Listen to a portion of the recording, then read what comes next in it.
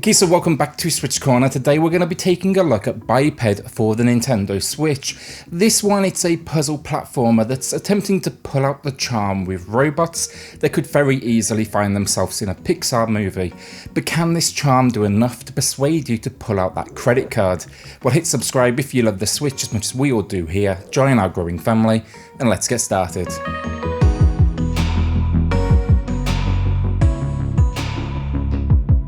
Story, and it's relatively simple stuff. You are a team of robots known as a coop and Sila who embark on an adventure to light 8 beacons that will save the planet. That's honestly about as deep as it gets here, nor did I really expect any more. But what it does establish is it basically gives us an excuse to visit some really nice locations and meet this simple yet charming cast of characters that inhabit this place. Simple enough stuff, but also more than enough. Gameplay then, and let's start with what makes Biped unique, the controls. You're going to be moving your right leg with the right stick and your left with the, you guessed it, left stick. Simple in idea, but this control scheme is absolutely everything, and these feet are more than simply feet. They are used to interact with the world around you, whether it's, simply that core movement, grabbing levers, grabbing switches. There's even like an ice skating maneuver for when you want to speed things up. It's an easy to pick up, difficult to master kind of control scheme that I will say as well is intuitive once you get your head around it and almost get like the rhythm you need for movement in place. This though, Biped, it's nowhere near as easy as you would probably expect from looking at it, and I'd give that almost as a warning here. If you was thinking maybe pick this one up for younger kids in the household, I'd probably say take a look at it first, because I even got stuck at some points, and I'd probably wait until maybe early teens at the youngest. When it comes to modes though, that's honestly where this one is, I gotta say, on the light side.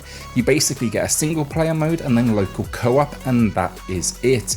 Both these modes are thankfully different, different levels, but yeah, it equates to a grand total when combined of 16 decently sized environments.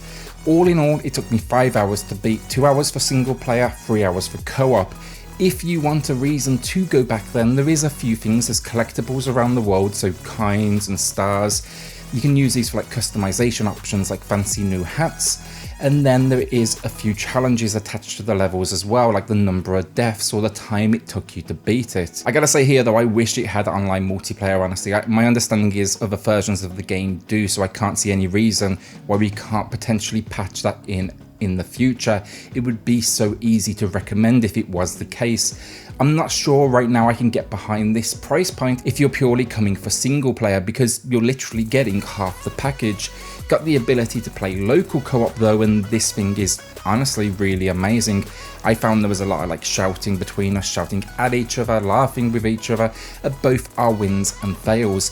Everything you could honestly want from a local co-op experience.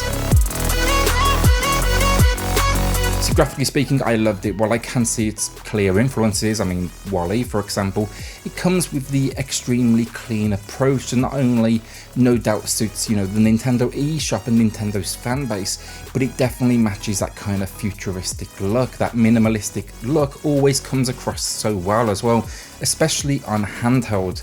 I also really like the variety of locations, from the cold metallic laboratories to desert landscapes to forests to all sorts of places. Easily my favourite piece of all of this though, the character design. They are, as I've said multiple times now, extremely charming with this great level of animation that just absolutely brings them to life. The only real issues I noticed with this one, honestly, the shadows were a real low quality with heavy pixelation, and when everything else looks so good, it really does stand out. And then there was also this weird heavy pixelation at times around the characters you control. Once you do get used to the kind of janky shadows though, honestly this one has a lot to like in the graphical department. So audio wise, it's simple stuff, a fun and light-hearted soundtrack that's not particularly memorable but absolutely matches the visuals, and then sound effects that, well, I'm surprised R2-D2 isn't currently suing them over them. It's simple stuff with the expected level of detail, and it for sure builds again on the personality of our characters. My only request, honestly, a little more for the locations themselves. Bring them to life, give them some ambience that's, realistic to the look of the location, and separate them from each other just a little bit more, because on audio, I never really noticed too much changing. So the final verdict on Biped is an extremely charming looking co-op experience, but what you will find is one that is also extremely challenging. Not only does it bring a visual style that will appeal to any age group, but it's also got something unique in its control mechanics that very much separate it from the pack.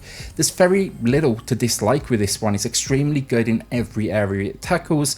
The only issue, that runtime, there's no doubt it could do with a whole lot more content, and then ideally the addition of online play for those that don't have access to local.